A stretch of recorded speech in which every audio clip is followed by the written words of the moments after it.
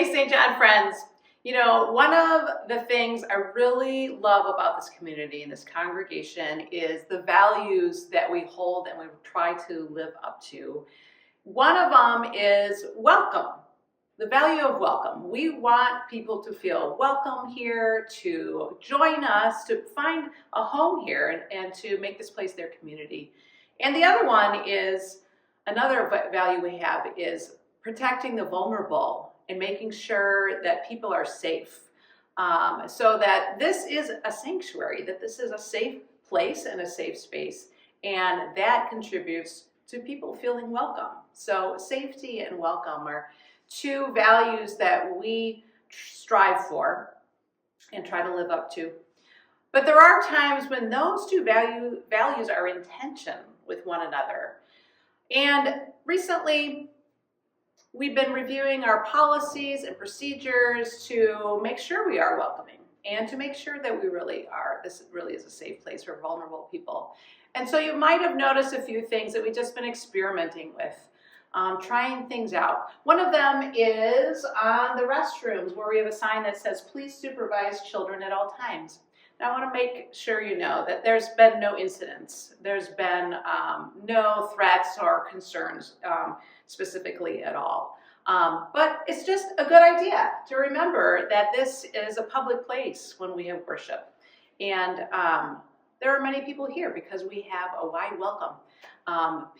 Friends we have not made yet, and people we don't know that well. So just keep track of your kids. And there's a lot of reasons to keep track of your kids in the restroom. So we just want to make sure your kiddos are safe because we love them and they are one of our vulnerable people.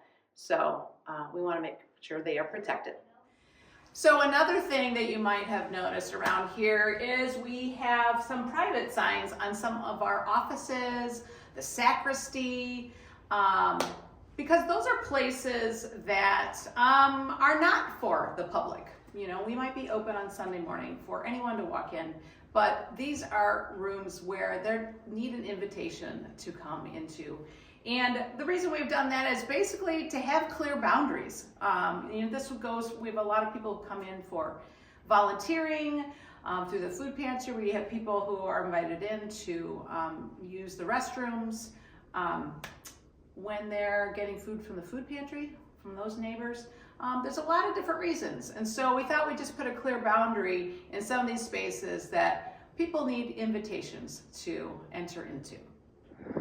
Another thing that you might notice at St. John is, you know, during the week when it's not a public space, we have our doors locked. And that's just for the security of the people inside. And like I said, these vulnerable people who are in there who might be of any age, we want to make sure they're safe and we know who's in the building.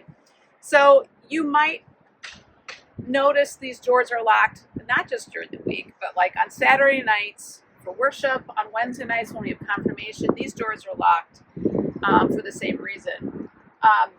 And Sunday during worship, if you come to this door and during worship and this door is locked, then you just need to ring the doorbell and there'll be someone inside to let you in. So if you haven't tried that before, look for these arrows. This is the doorbell. So you just click it, it rings in the office, you hear a click, and you open the door, and you're in.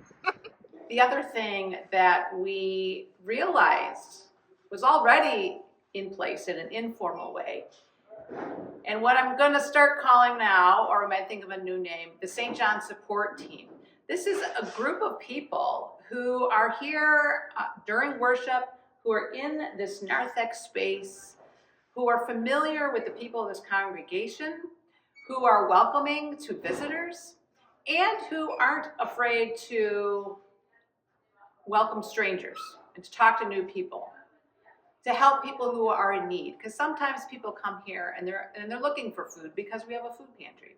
They might be here for other resources. So they can approach them and direct them to the right person.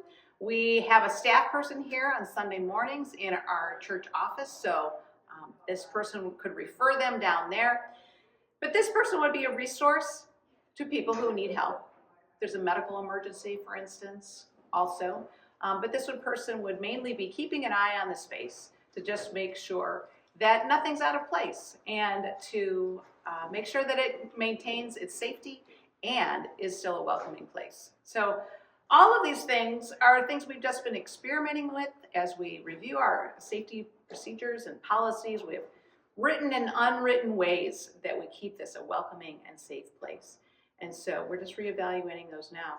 So if you have any other questions, please let me know. But I'm just really grateful to be walking with you through this, to be sharing these rich, valuable values of welcome and safety, so that this is a place where people come to find peace, to feel safe, and to make a home. So thank you for walking with us and with our community through all of these things and living up to these values. Very, very grateful. Take care.